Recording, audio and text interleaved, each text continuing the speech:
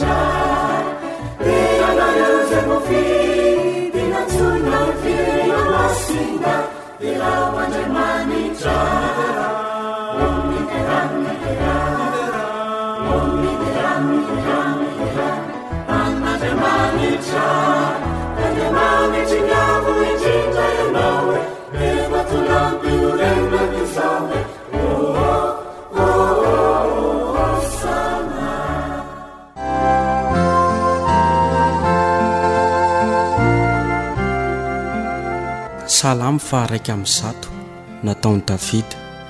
Famindrapo sy fitsarana no ankalazaiko, ianao Jehova o no diraiko.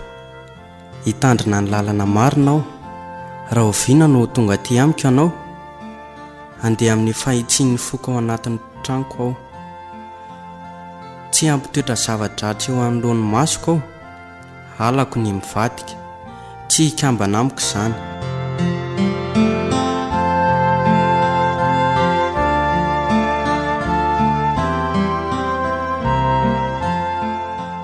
Ivavaka isika.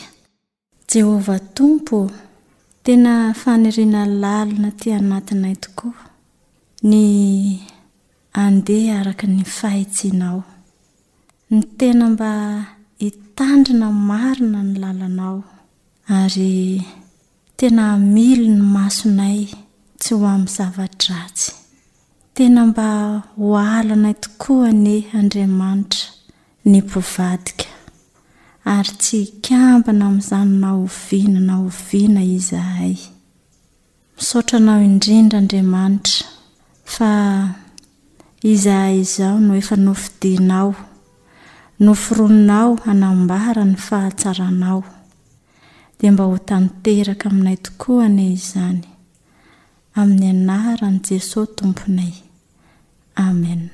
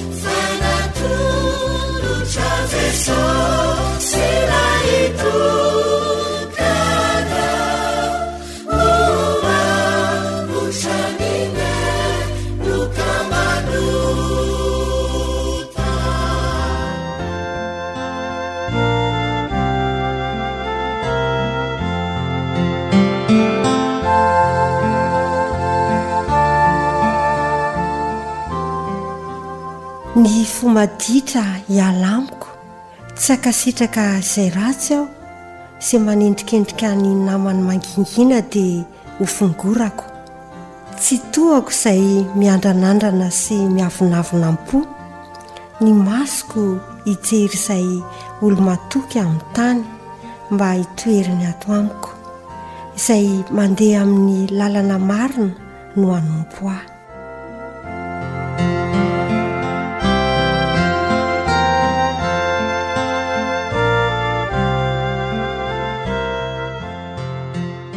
Ivavaka isika. Izany tokoa ny teninao ry Tompo Andriamanitra, izay manambara tokoa fa tena Andriamanitra tsy tia ratsy ianao, fa Andriamanitra lehibe sady masina. Ka sandratray ny vavaka ho anao Tompo, fa fa ianao tokoa ilay Andriamanitra lehibe sady avo indrindra no namorona an'izao rehetra izao. Dia apetraka eo am-pialantananao Tompo ny fiainanay tsirairay avy mba tena ianao tokoa no hiasa ao aminay tsirairay avy, satria eo na dia meloka azy izay dia efa nohamarinao tamin'ny alalan'i Jesosy Kristy. Ka na dia te handeha araka ny sitraponay ary izay Tompo dia tena fantatrao fa manana fahalimenay tsirairay avy izay. Ka dia izany vavaka izany no angatahany amin'ny anaranao. Amen.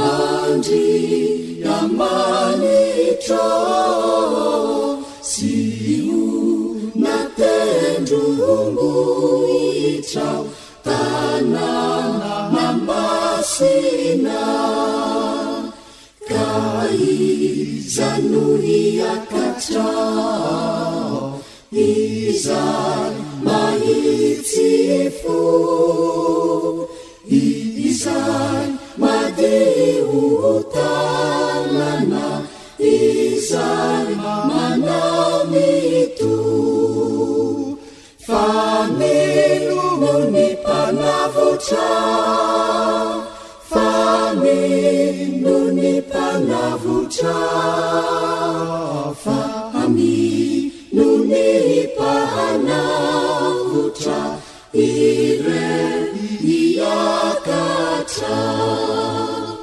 bani sandaka fangana riva ravarana idi rani panzakana bevuni ninaitra muisi zao panzakizao andri namanitra mahaherisi mahandresitu panzaka tambasina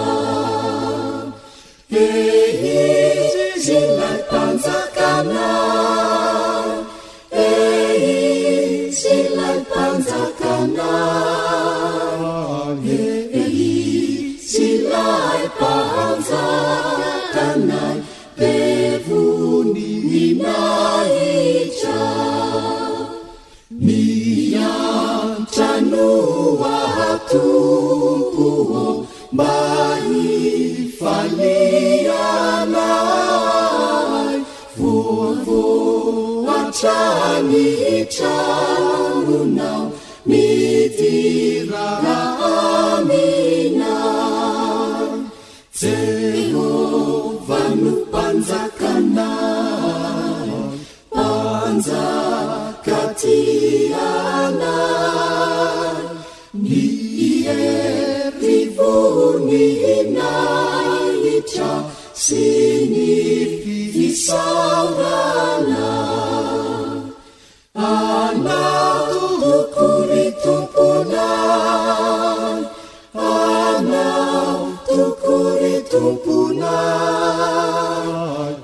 anao tokory tomponay mandraky izay tory.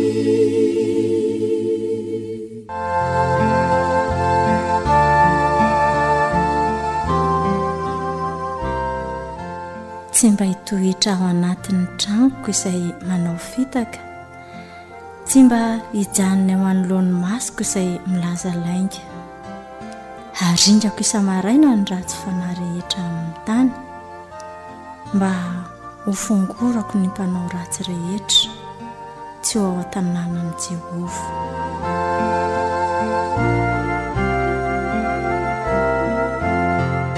Andriamanitra aranay dia aranay amin'ny anaran'i Jesosy Kristy tokoa ianao. Ianao tokoa dia Andriamanitra izay mankara ny ratsy, dia mangataka aminao izay mba halaviro aminay tokoa ny ratsy rehetra, halaviro aminay ny fitaka sy ny lainga, aoka mba tena ianao ny anjaka aminay mba hahafahanay miala lavitra n'izany. Dia mangataka an'i Jesosy Kristy koa mba tena hiasa dia ambonay mba hahafahanay manao ny tsara, izany vavaka izany dia atao amin'ny aran'i Jesosy Kristy tomponay. Sotra raha eo. Amen.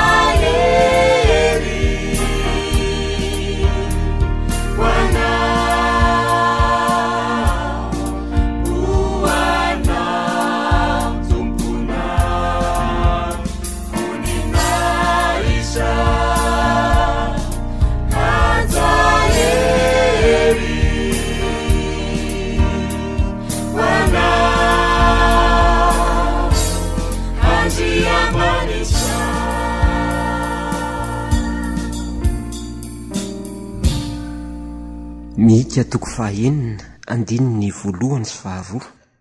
Masina ianareo mianoza ilazain'i Jehova, mitsangana mandahara eo alohan'ny tendrombohitra ary aoka ho reniny avoana ny feonao.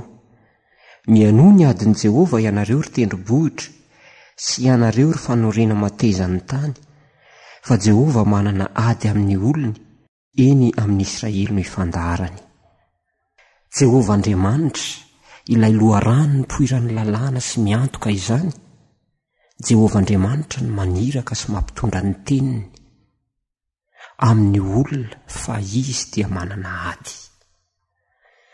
Asa nahazona ho an-tsaina ry mpiaino havana ny hoe Andriamanitra, ilay Andriamanitra avo indrindra no manana ady amin'ny olony. Anahoana re ny fitrangana izany fitsarana izany? Satria ho entiny ho natrehan'ny fitsarana tokoa izany adin'Andriamanitra sy ny olony izany. Fampisehoan-kery sy tanjaka, fampisehoana fahamarinana sy fahamasinana, izany angamba no andrasany maro ho ataon'Andriamanitra. Ary dia mazava ho azy fa hiafara amin'ny faharesen'ny olony ny ady. Fa iza tokoa no ajanona eo anatrehan'i Jehova rehefa izy no mampiseho ny heriny?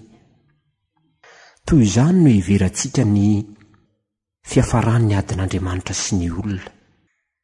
Indrindra rehefa mamaky toko maika dia ireo toko milaza momba n'izany adin'Andriamanitra sy ny olona izany tsika ao amin'ny Baiboly. Saingy ny fisangan-javatra marina dia tsy voatery hitovy arak'izay hiverantsika azy.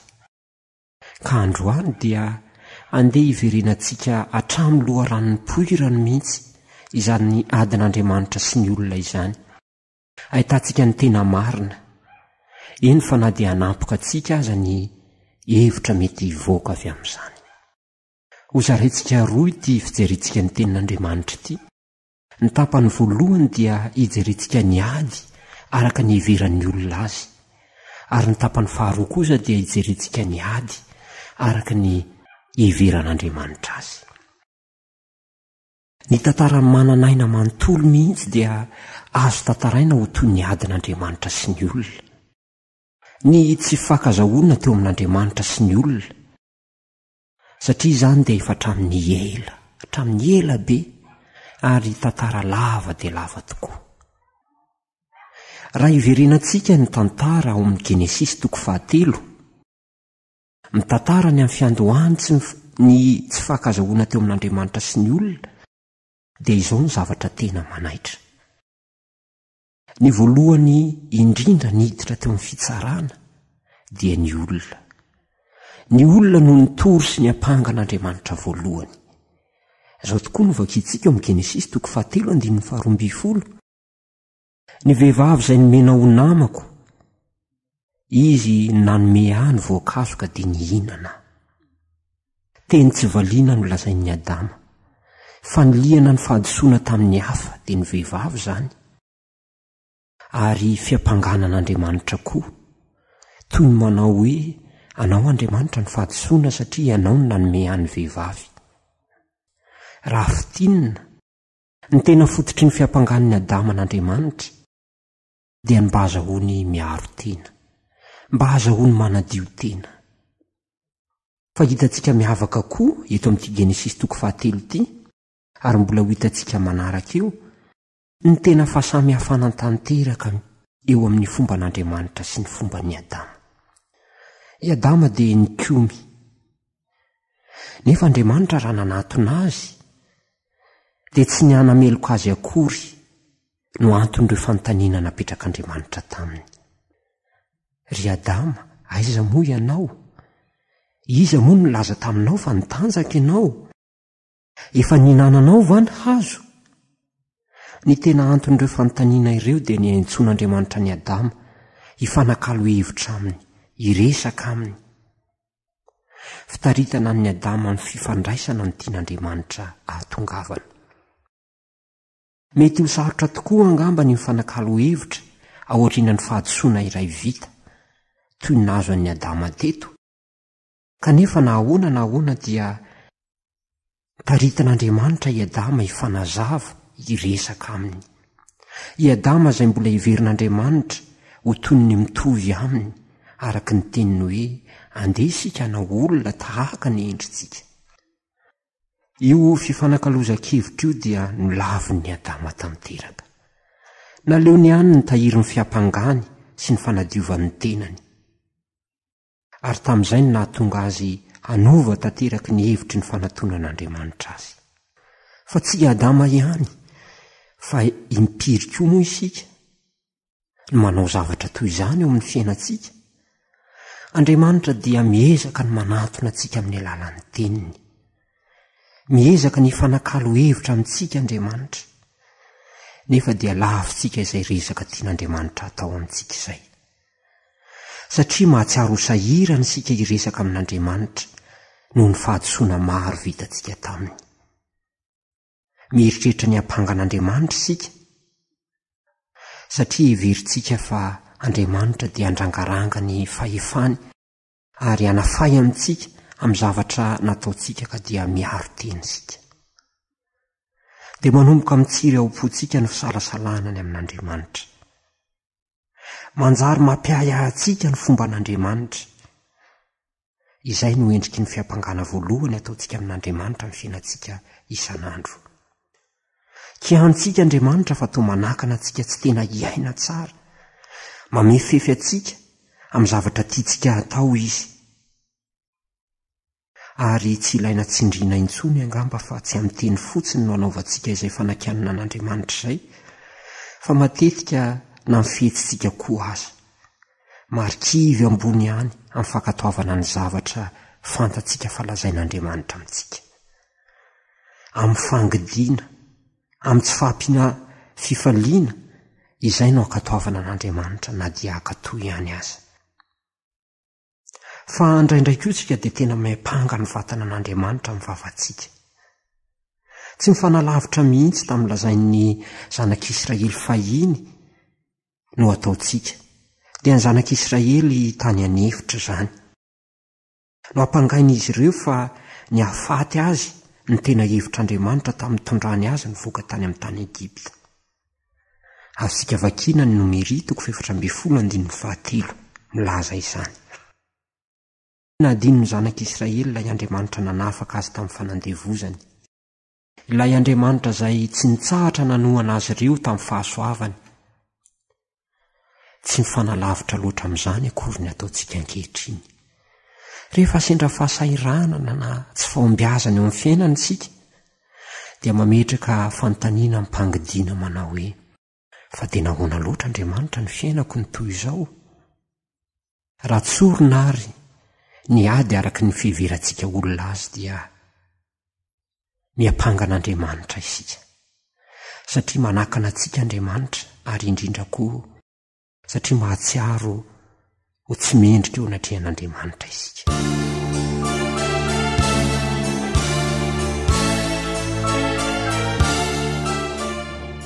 Fa ahoana kosa ny fijerin'Andriamanitra ny ady? Dia ny adintsika olombelona sy aminy izany. Andriamanitra izay nivadintsika tamin'ny fikomiantsika, manao ahoana ny fihetsika-Andriamanitra? Anjaran'Andriamanitra kosa indray izao ny miditra eo amin'ny fitsarana. Nefa dia tena fahasamihafana tanteraka no misy eo amin'ny fombany sy eo amin'ny fombantsika. Andenga eo ampitahintsika tamin'izay nataon'ny Adama ny nataon'Andriamanitra, araka ny Mika 9:9. Jerentsika aloha ny taiza ny faritra ny sehoan'ny fitsarana. Izao ny vakintsika eo amin'ny Mika 9:2. Mianoa ny adin'i Jehovah ianareo ry tendrombohitra, sy ianareo ry fanondrena matezan'ny tany. Ny fitsaran'Andriamanitra dia eo amin'ny akalamanjana, eo amin'ny mazava indrindra. Fa i Adama raha nanameloka an'Andriamanitra dia niafina tao ambadiky ny hazo izy. Ny fitsaran'Andriamanitra kosa dia akalamanjana, hita an'izao tontolo izao. Fa inona ny anton'izany fitsarana akalamanjana sy amin'ny toerana malalaka dia malalaka izany?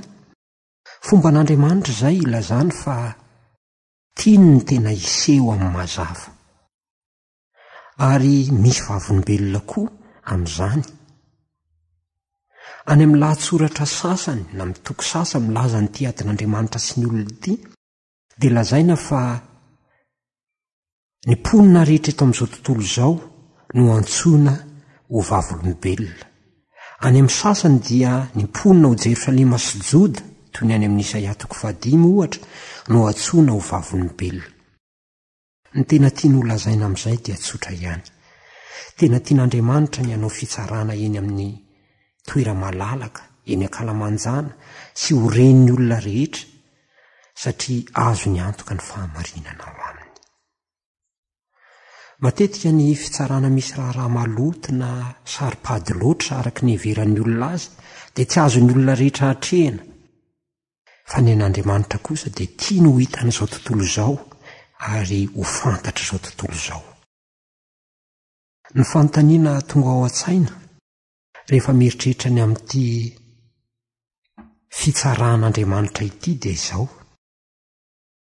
nahoana Andriamanitra izay tsy manana fahadisoana, Andriamanitra izay loharan'ny poiran'ny lalàna sy ny fahamarinana, no manaiky ifandroiroy amin'ny olona ny fitsarana toy ny olomeloka mihitsy izy? Moa tsy azon'Andriamanitra natao ve ny nandamina samy irery araka ny sitrapony sy amin'ny fahamarinany, ny amin'ny zo, ananany sy ny fahamarinana efa azy rahateo? Eny azon'Andriamanitra natao tokoa izany, saingy tsy izay no lalana ny fidian'Andriamanitra, satria tian'Andriamanitra ho sady loharano ny poiran'ny fahamarinana izy, no mpiantoka koa ny fahamarinana. Ary izany no nahatonga azy ilefitra amin'ny lalàna izay izy tenany ihany nanome izany. Eny tonga hatramin'ny fanarahan'ny fomba tsy pirian'ny fanao ao amin'ny fitsarana azy izany, dia ny fitadiavana vavolombelona mba hiaino. Narahan'Andriamanitra ny lalàna izay napetrany mba hanehoana ny fahamarinany. Fahasamihafana toy inona ny misy eo amin'ny fanaon'Andriamanitra izay miasa eo amin'ny mazava sy ny fanaontsika izay matetika atao amin'ny miafinafina, takoritsihana etseroa sy ny tsy fahazakatsika ny mangarahara sy ny tena mazava marina. Raha misy ny tena olantsika olombelona lehibe indrindra dia ity fanafenantsika ny tena marina ho apotsika ity. Mazana ny zavatra tena mafy amintsika dia voafina tsara ao am-pontsika ao. Voafina ao am-pontsika ao ny fanontaniana maro izay tena manelingelina antsika. Voafina ao am-pontsika ao ny fanakianana mangina an'Andriamanitra. Nefa Andriamanitra dia tena manome lalana antsika, ny amboraka eo aminy ny mavesatra rehetra amintsika. Toy izany nataon'ireo mpaminany fahiny sy ny nataon'ny Joba koa tamin'ny androny, izay tsy nanafina mihitsy tamin'Andriamanitra ny zavatra tena nanavesatra azy. Eny fa na zavatra tsy azo ny momba an'Andriamanitra aza. Raha mamaky ny andininy any amin'ireny mpaminany na ao amin'ny Joba ireny tsika dia mahita fa toa mivatravatra mihitsy aza ny tenin'izy ireo amin'Andriamanitra. Izany dia ilazaina fa azontsika atao ny tena manatona an'Andriamanitra ary milaza aminy ny zavatra manahirana antsika. Eny, tsy misy izay tsy azontsika resahana amin'Andriamanitra. Raha izay ny faritra ny sehoan'ilay fitsarana, andeha ho jerentsika kosa indray ny teny nataon'Andriamanitra teo amin'ny fitsarana io, ny lahatenin'Andriamanitra teo amin'ny fitsarana. Amin'Andriamanitra sy ny olona aloha dia tena lehibe mihitsy ny tsy fahakazahoana. Ny olony tiana ho lazaina eto dia Israely. Israely dia mendrika azo fanakianana maro dia maro. Azo atao lisitra lavabe izany. Fandavana an'Andriamanitra, fanompo-tsampy, fisetrasetrana, herisetra, fitaka, tsy fahamarinana, kolokolo, fiatsaram-belatsia, sy ny sisa sy ny sisa. Inona ny tenin'Andriamanitra ny amin'ny vahoaka toy izany? Ho avy ve Andriamanitra ka handrangaranga ny lalàny sy ny famaizany? Ny teny tenenin'Andriamanitra voalohany dia tena mahanaitra. Eny mahasanganena mihitsy aza. Ahoana tokoa moa no lazain'Andriamanitra? Zao no vakintsika eo amin'ny Mika 9:7. Ry oloko, inona no nataoko taminao? Inona no nanasarako anao? Tondroy maso ary aho. Efa tena ao anatin'ny fitsarana mihitsy no andrenesana izany feon'Andriamanitra, feo toa mitaraina izany. Feo mbola miangavy ihany sy ny fanatonana sy ny fanakalozan-kevitra. Feo mitady resaka amin'ny fomba rehetra. Eny fa na dia anohitoana ny mahizy azy aza izany resaka izany. Inona no nataoko anao ny tenin'Andriamanitra? Andeo mariantsika tsara fa Andriamanitra tsy niteny hoe inona no nataonao, fa inona no nataoko anao. Tsy mipetraka eo amin'ny toeran'ny mpitsara na mpiapanga Andriamanitra. Ary alohan'ny hipetrahany eo, raha voatery tsy maintsy hipetraka eo izy, dia aleony mihitsy alohany miala nenina, mitady resaka sy fanakalozan-kevitra amin'ny olony. Ary ny fanakalozan-kevitry ny fo ny tiany ahatongavana eto. Ilay tenin'Andriamanitra dia tena misy fahalemena. Eny toa teny manafisafy mihitsy aza. Ry oloko, tsy adinon'Andriamanitra mihitsy izay mampifandray azy amin'ny olony, dia ny tena fitiavana marina ifandraisan'Andriamanitra sy ny olona izany. Tena fitiavana izay milaza hoe fandraisana andraikitra anasoa ny olona tiana izany. Ny lalana sy ny dingana rehetra ny rahany tamin'ny olony dia tsy adininy ary voalaza ao anatin'ny teniny avokoa izany, ry oloko. Eny fa na dia ny fanimbazimbana, ny fanaovana tsinotsinona azy aza, dia tsy nahatako na izay fahamarinana dia ny fitiavana eo aminy sy ny olona izay. Toy izany tokoa ny fitadidian'Andriamanitra ny tena fitiavany atsika, ary tsy miova izay fitiavany ny olona izay, na inona ataon'ny olony aza. Alohan'ny hitsaran'Andriamanitra dia mila fanazavana izy, mila resaka izy. Tondroy maso ary aho, na sikadika mitentsika kehitriny hoe valio ary aho. Resaka mivelatra, ary vonina mihitsy Andriamanitra ny hilaza izay rehetra ao am-pony. Eny fa na dia tonga fanahinany amin'ny maha-izy azy izany, dia vonina izy koa ny hiaino ny teny rehetra alokan'ny olona. Mbola toy izany foana Andriamanitra mandraka ankehitriny. fantatsika fa ho avy ny andro izay tsaran'Andriamanitra izao tontolo izao, ary amin'izay dia hikombona ny vava rehetra manoloana ny didim-pitsaran'Andriamanitra. Ny lohalika rehetra dia hilefitra eo alohany, ary ny lela rehetra dia naiky fa izy ny tompo. Hoy Paoly eo amin'ny Filipianina 2:20. Fa alohan'izay fotoan'izay, Andriamanitra dia mbola maniry ho ilay Andriamanitry ny fifanakaloza-kevitra amintsika olombelona. Tsapanao hoe ny fanindrin'Andriamanitra ny tena iresaka hifanakalo hevitra aminao toy izany? Ny faniriako dia mba ho Andriamanitry ny fanakaloza-kevitra ho antsika tokoa Andriamanitra. Angamba mety nisy fanolanana mafy teo aminao sy Andriamanitra. Mety misy vato misakana ny fanatonanao an'Andriamanitra. Mety nisy fahadisoana na zavatra tsy nety nataonao tamin'Andriamanitra ka mahatonga anao handositra azy. Izany dia mety ho efa naharitra volana maro nataona maromaro azy angamba. Nefa Andriamanitra dia te hiseho aminao toy ilay Andriamanitra izay miteny androany. Andriamanitra te hiresaka aminao. Raha dika koa ny tenin'Andriamanitra dia toy n'izao, mitenena, eny lazao azy rehetra manavesatra anao.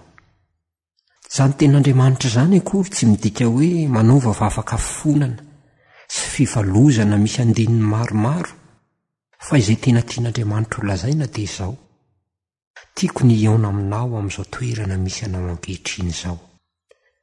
Andeha hiverina hiara-dalana isika. Ary misy zavatra tsy ekenao nataoko teo amin'ny fiainanao, dia eo no hanomboantsika ny lalana. Fa ny tena zava-dehibe indrindra amiko dia ny tsy hijanonanao irery, ny tsy hijanonanao lavitra. Atointsika indray ny tady mampifandray antsika ka hiaraka hatrany isika. Izay ny tena fanirian'Andriamanitra ho antsika androany. Indraindray dia tsy ny zavatra lazaina loatra ny tena zava-dehibe, fa isika rehefa manomboka miteny mihitsy dia izay ny tena zava-dehibe. Satria rehefa manomboka miteny isika dia midika izay fa vonona ny hanokatra ny fotsika sy fanakalo hevitra amin'ny olona manodidina antsika isika. Ary amin'Andriamanitra dia toy izany koa sy amin'ny fifandraisantsika aminy. Hitantsika teo fa miantso manasantsika hanantona azy Andriamanitra. Fa miaraka amin'izay koa dia mampatsiaro antsika ireo asany tamin'ny lasa izy. Izao mivakitsika amin'ny 4 sy 5 amin'ny Mika 9. Ry oloko, inona no nataoko taminao? Inona no nanasarako anao?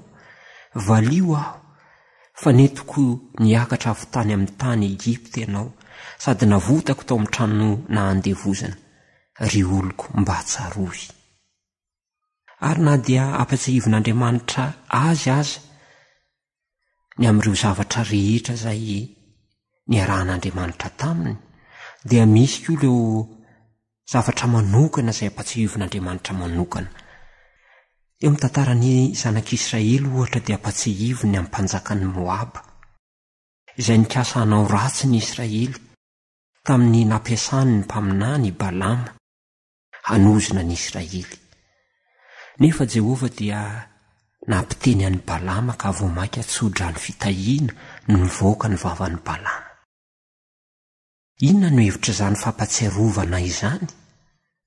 Moa ve mihevitra namartena koa Andriamanitra na te hiseho tsy azo kianina mihitsy izy eo anatrehan'ny olona? Tsia, tsy izay akory ny tiany lahatsoratra ho lazaina, fa Andriamanitra eto dia te hampatsiaro fotsiny amin'ny Israely fa tiany izy ireo, ary mbola manohy ny mitia azy an-trany izy. Eto koa dia mbola ahitantsika teny manampy amin'ny fifandraisana ihany. Dia amin'ny fampatsiahivana ny alala ny fifandraisana nampifandray an'Andriamanitra sy ny olona. Aporosian'Andriamanitra mihitsy ny olona ho sahy anatona azy. Fampatsiahivana izay zavatra niseho sy zava-dehibe teo amin'ny fiainana, izay no aporosian'Andriamanitra ny olona anatona azy. Fa rehefa misy tokoa ny fotoana isian'ny fahasahiranana, mety mampisaraka antsika amin'Andriamanitra ny famerenantsika ho a-tsaina ireny fahatserovana ny zavatra maminy rahana tamin'Andriamanitra ireny ny mahatonga fahasahiana koa ao amintsika hanatona azy indray. Ary izay indrindra ny antony hamerenan'Andriamanitra ireo zavatra maminy rahany tamin'ny olona teto. Ny tena mahafinaritra indrindra eto dia namaly ny antson'Andriamanitra ny olona. Ny fanohitra tamin'ny nataon'ny i Adama izay nandositra ny hery an'Andriamanitra, eto kosa dia namaly ny antson'Andriamanitra ny olona. Saingy ny valitenin'ny olona dia filazany fa tsy fantany izay tokony ataony. Izao no vakintsika ao Mika 4:9. Inona no entiko manatona an' Jehova? Mahatsiaro tena ho tsinitsinina izy. Fantany fa betsaka ny zavatra tokony ho alamina amin'Andriamanitra, tokony hiresahana amin'Andriamanitra, fa mipetraka eo aminy fanontaniana hoe inona nefa ny atao anatonana an'Andriamanitra? Tena tsara tokoa mametraka izany fanontaniana izany, satria mety ho tonga amintsika tokoa ny hoe sadaikatra manoloana an'Andriamanitra, mahatsiaro mitavozavoza manoloana azy. Tsy fantatra hoe aiza no anombohana ny resaka, manahirana ny miresaka aminy izay antony nampisaraka antsika taminy. Dia mikaroka ny fihetsika sy fanao izay mifanaraka amin'izany isika. Tamin'izany vanim-potoana izany dia ny fanaovana fanatitra ny tonga tao an-tsain'izy ireo, kanefa izany rehetra izany dia atao tsinitsinina ihany. Fa tsara ny manamarika ny navalin'Andriamanitra n'io fanontaniana io sy ny amin'io fahasairanantsika manantona an'Andriamanitra io. Ny fanontaniana dia hoe inona no entiko manantona an' Jehova? Ary dia tanisaina eo avokoa ireo fanatitra izay azo ny aterina, izay mazava ho azy fa tsy ampy. Angamba mety ho tonga ao an-tsaina no hoe manana toe-panahy sy toe-tsaina ambony ange Andriamanitra ka afaka andray tsisy fehipetra ny olony. Nefa Andriamanitra tsy namaly avy hatrany izany fanontaniana izany, fa nampatsehiviny fa ny hevitry ny hoe fifandraisana marina amin'Andriamanitra dia fanaovana tsara koa izany. Izao no vakintsika eo amin'ny 5 amin'ny Mika 4:9. Ry olombelona, efa nasehoanao izay tsara sy izay ilain'ny Jehova aminao, dia izao ihany ny anao ny marina sy ny ho tia famindrapo ary anaraka an'Andriamanitra mifanetretena. Tian'Andriamanitra ny iseho araka maha-izy azy tokoa, ka izay ny antony ilazany ny fehipetra ilainy amin'ny fifandraisany amin'ny olombelona. Fa inona ny tena tian'Andriamanitra tongavana amin'ity resaka ifanaovany amin'ny olona ity? Ny voalohany indrindra dia ny ananan'ny olona fijery vaovao ny amin'ny tenany. Ary dia tena tratra tokoa izay tanjon'izay. Izao mantsy ny vakintsika eo amin'ny Mika 7:1-5. Lozako fa efa tonga toy ny fiotazam-boaloboka sy toy ny fitsimponam-boaloboka, tsy misy salohiny hohanina, lany tsy misy amin'ny tany intsony ny tsara fanahy. Fahitana mahonena no tsapany reto vahoaka reto. Fahitana marina ny tena toetran'izy ireo sy ny tsy fahamarinana tao aminy. Tsara ny manamarika fa tsy ny fihampangan'Andriamanitra azy akory ny nahatonga azy tamin'izany, fa izy ireo mihitsy ny nahatsiaro saina. Fa tsy izay akory ny tena mbola fahatongavana farany, fa niverina miandalana tao anatin'ny olona ny fahatokisany'ilay Andriamaniny. Ary izay ny tena tanjona tiana hahatongavana farany, dia ny iverenan'ny olona indray amin'ilay Andriamaniny, ary iverenan'ny fifandraisana tsara eo amin'Andriamanitra sy ny olona. Ny Mika 5:7-7 dia manambara ny fahitan'ny olona indray izay fahatokisana veriny taloha izay. Izay mihitsy ny tena tian'Andriamanitra hatongavana tamin'ny fitadiavana ny fitsarana. Isika ankehitriny izay miaina tao aorian'ny nahatongavan'i Jesosy Kristy dia mahafantatra fa tonga hatramin'ny fanomezana ny aina mihitsy izany fitiavan'Andriamanitra ny ifandray amintsika olombelona izany. Eny nafoizany izay tsara indrindra taminy. Izany dia toy ny fanasana ny tsirairay amintsika, hanana fanantenana, fa indrindra koa tokony antony hahafaly sy tena hankalazantsika an'Andriamanitra dia isika efa tena zanak'Andriamanitra, ny amin'izany fifandraisantsika tokoa aminy izany. Ary ny fiafaran'ity fitsaranyity dia tsy famakiana didim-pitsarana akory fa hira iray, hiran'ireo olon'Andriamanitra izay mahita marina ny tena hevitr'Andriamanitra ny aminy. Izao mivakitsika amin'ny 19:20. Iza no Andriamanitra tahaka anao izay mamela heloka sady mandalo ny fahatsoany sisa amin'ny lovany, tsy mitana ny fahatezerany mandrakizay izy fa tia famindrapo. Izay ny teny farany izay mety ho fiandohana na fanombohana kosa ho antsika izay miaino ankehitriny. Tian'Andriamanitra ho antsika tsirairay avy izao ho lay Andriamanitry ny maraina-pahasoavana izy. Andriamanitra mitondra fanantenana fa tsy tahotra.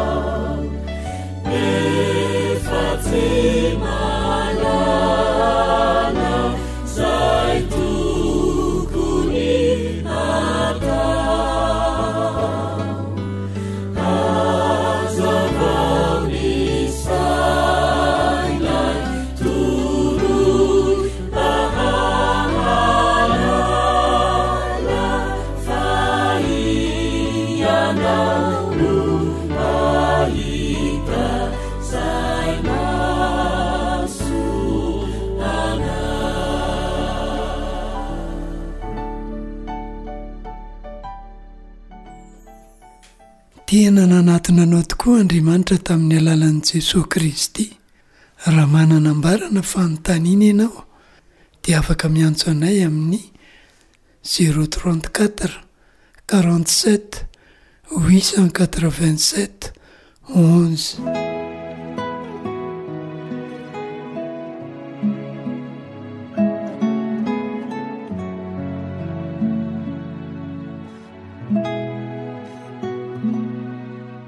Aro an'izay maro anareo mba tsy ho tafitohana ary ametraka anareo tsy anatsiany eo anolohan'ny voninainy amin'ny firavoravoana ho an'Andriamanitra tokana mpamonjy antsika amin'ny alalan'i Jesosy Kristy tompontsika ny voninahitra sy ny fahalehibiazana, ny fanjakana sy ny fahefana hatramin'ny taloha indrindra sy ankehitriny ary mandrakizay.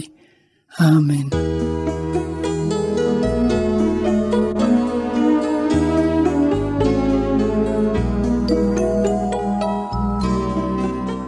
Izanoa hamarina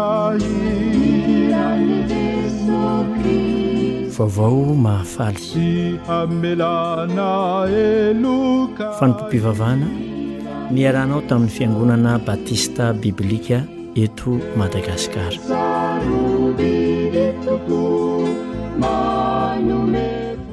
Serasera vaovao mahafaly 034 47 887 11.